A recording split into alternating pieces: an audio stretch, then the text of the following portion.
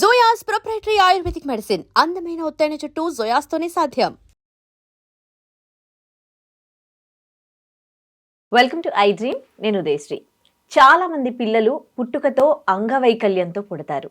అసలు పిల్లలు వైకల్యంతో ఎందుకు పుడతారు? అలాగే జర్మన్ మిజెల్స్ రుబెల్లా అంటే ఏంటి? దీనికి సంబంధించి అవగాహన కల్పించడానికి మనతో ఉన్నారు శ్రీమతి శుభావతి గారు. ఈవిడ ఎస్పీఎం చేశారు, అలాగే హెల్త్ యాక్టివిటీస్లో పోస్ట్ గ్రాడ్యుయేషన్ చేశారు, రాష్ట్రపతి చేతుల మీదుగా అవార్డు కూడా అందుకున్నారు.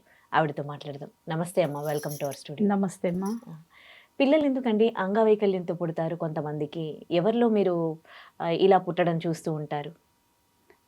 ఎక్కువ శాతం జర్మన్ మేజర్స్ లేక రుబెల్లా అనే ఒక వ్యాధి వస్తుందమ్మా ప్రెగ్నెంట్ టైంలో.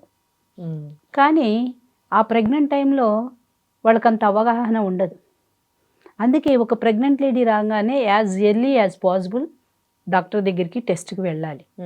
ప్రెగ్నెంట్ అని తెలియంగానే కంపల్సరీ వాళ్ళు వెళ్ళాలి. కారణం ఏంటంటే ఈ జర్మన్ మీజిల్స్ అనేది ఎప్పుడు కనిపిస్తాయంటే వీటి యొక్క లక్షణాలు అతి స్వల్పంగా ఉంటాయి, కానీ వాటి యొక్క పరిణామాలు చాలా తీవ్రంగా ఉంటాయి. ఆ స్వల్పంగా ఉంటాయని వాళ్ళు అంత వాటి మీద దృష్టి పెట్టరు.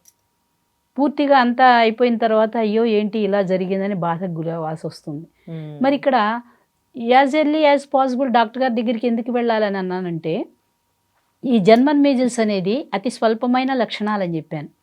ఏంటంటే ఎక్కువ శాతం 3-4 నెలల మధ్యలోనే వస్తాయి. ప్రెగ్నెన్సీ ధరించిన తర్వాత 3rd month or 4th month లోపే ఈ లక్షణాలు కనిపిస్తాయి వాళ్ళకు. అప్పుడు ఆ టైం ఏంటి, ఎక్కువ మార్నింగ్ సిక్నెస్, ఎక్కువ మంచం అతుక్కొని పడుకుంటూ ఉంటారు, అంత హుషారుగా కూడా ఉండరు. ఆ టైంలో ఈ లక్షణాలు ఎలా ఉంటాయి అంటే అతి స్వల్పమైన ఫీవర్ వస్తుందమ్మా.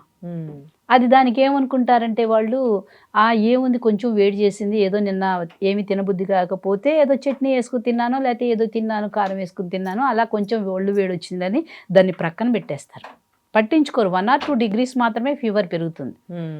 నెక్స్ట్ వన్, అలా ఫీవర్ వచ్చిన తర్వాత వాళ్ళకి చంకల్లోనూ గజ్జల్లోనూ లింఫ్ గ్లాండ్స్ ఎన్లార్జ్ అవుతాయి. అంటే లింఫ్ గ్రంథులు అంటే వాళ్ళు మనం పెద్దవాళ్ళు కూడా అంటూ ఉంటారు, ఫీవర్ వస్తే మన గజ్జల్లో బిళ్ళగట్టిందిలే, ఆ ఫీవర్ తగ్గిపోగానే అది పోతుందిలే అని పెద్దవాళ్ళు చెబుతూ ఉంటారు. ఇలాగే దాన్ని కూడా ఈజీగా తీసేసుకుంటారు.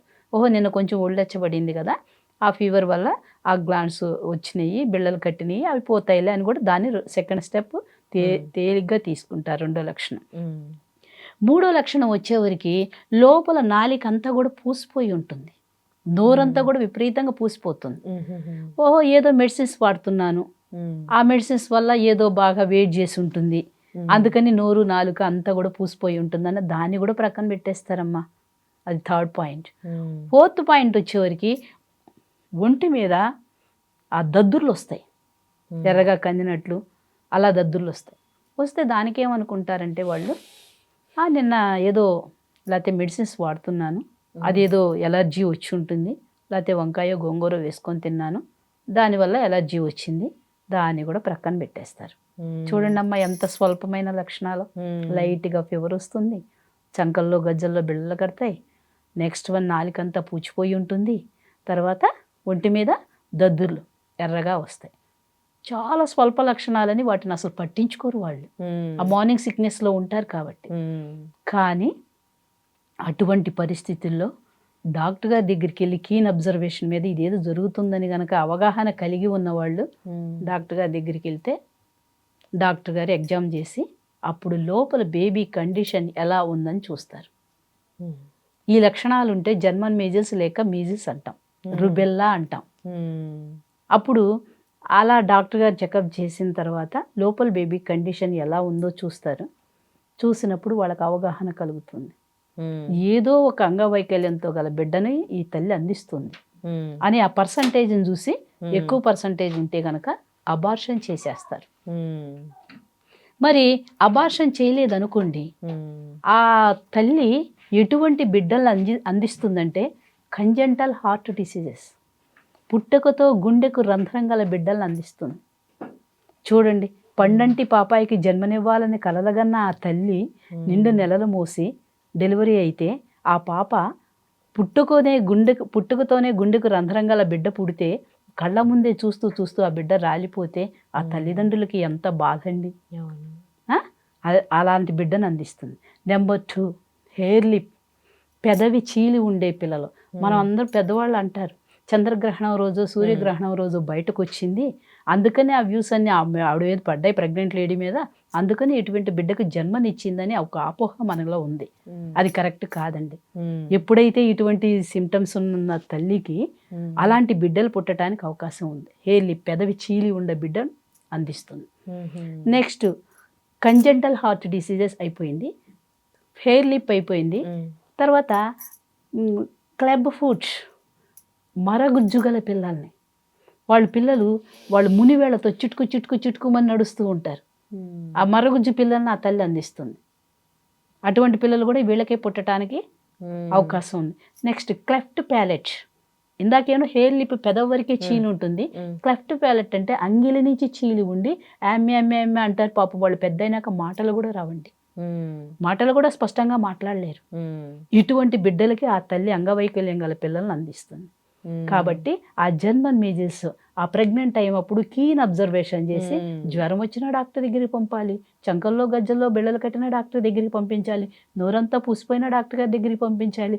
అదేవిధంగా ఒళ్ళంతా కూడా దద్దుర్లు వస్తే డాక్టర్ గారి దగ్గరికి పంపిస్తే పర్సంటేజ్ని చూసి ఉంచాలా లేదా బేబీని చూసి వాళ్ళు ఉంచితే ఉంచుతారు, లేకపోతే తీసివేస్తారు. ఇటువంటి బిడ్డలు పుట్టి జీవితాంతం మనం బాధపడే కన్నా వాళ్ళు బాధపడే కన్నా అప్పుడు తొలగించటమే నయం కదమ్మా.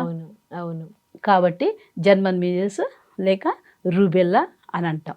ఆ వ్యాధి ఉన్న వాళ్ళు, తల్లి గర్భిణీ వాళ్ళు ఇటువంటి బిడ్డలను ఇవ్వటానికి అవకాశం ఉంది. తర్వాత ఇందాక రీప్రొడక్టివ్ ట్రాక్ ఇన్ఫెక్షన్స్ అని చెప్పాను. మనం పరిశుభ్రతలు కనుక పాటించకపోతే ఆ పుట్టే బిడ్డలు కూడా కొన్ని సందర్భాల్లో అంగవైకల్యం గల పిల్లల్ని అందించడానికి అవకాశం ఉంది. ఓకే. బ్రెయిన్ కి సంబంధించి ఏమైనా ప్రాబ్లమ్స్ ఉంటే ప్రెగ్నెన్సీలో బయటపడవు, డాక్టర్స్ అంత టెక్నాలజీ డెవలప్ కాలేదు అని కూడా కొంతమంది డాక్టర్స్ తో మాట్లాడినప్పుడు చెప్పినుండే. సో దానివల్ల స్పెషల్ చైల్డ్ పుడతారు కదా. ఈ స్పెషల్ చైల్డ్ అంటే ఎవరిలో స్పెషల్ చైల్డ్ పుడతారు? ఒకవేళ బ్రెయిన్ కి సంబంధించి ఏమైనా ఉంటే ముందే పసిగట్టొచ్చు అంటే దానికి ఆ నాలెడ్జ్ అనేది డాక్టర్స్ డయాగ్నోసిస్ చెయ్యాలి. అంటే వాళ్ళు కూడా కొంతమంది చెప్పలేరు. ఆ బ్రెయిన్ కి సంబంధించింది లాస్ట్ మినిట్ వరకు కూడా తెలియదు మనకు. అది ఇలాంటి ఫిజికల్ హ్యాండిక్యాప్డ్ అయితే మనకి తెలుస్తుంది, స్కాన్ చేసిన వల్లనో లేకపోతే ఏదన్నా ఇంకా ఎక్స్రేస్ వల్లనో తెలుస్తుంది. బ్రెయిన్ వచ్చేటప్పటికి చాలా అది కీన్ అబ్జర్వేషన్ ఉండాలి, మంచి స్పెషలిస్ట్ ఉండాలి. అలా బ్రెయిన్ యొక్క ఐక్యూ ఎంత ఉంది, ఇది డెవలప్ అవుతుందా లేదా అనే నాలెడ్జి అక్కడ ఉండి అక్కడ చేస్తే గానీ ఆ బేబీ మనకి కరెక్ట్గా ఇన్ఫర్మేషన్ మనకు రాదు. దాన్ని ఐడెంటిఫై చేయలేము ఎక్కువ శాతం. మీరు అన్నది కరెక్ట్, విన్నది కరెక్ట్. ఆ బ్రెయిన్ అనేది లాస్ట్ బేబీ పుట్టిందాకా కూడా మనం ఐడెంటిఫై చేయలేం. ఆ బ్రెయిన్ డెవలప్మెంట్ కూడా మనం ఈ తల్లి కూడా ఇటువంటి పరిస్థితుల్లో మంచి ఈ కూడా ఎఫెక్ట్ గురవుతాయి బేబీ మీద. ప్రతిదీ ఆ తల్లి శుభ్రతలు పాటించకపోతే ప్రతిదీ ఎఫెక్ట్ అక్కడ పడుతుంది. ఆ బేబీ సఫర్ అవ్వాల్సిందే.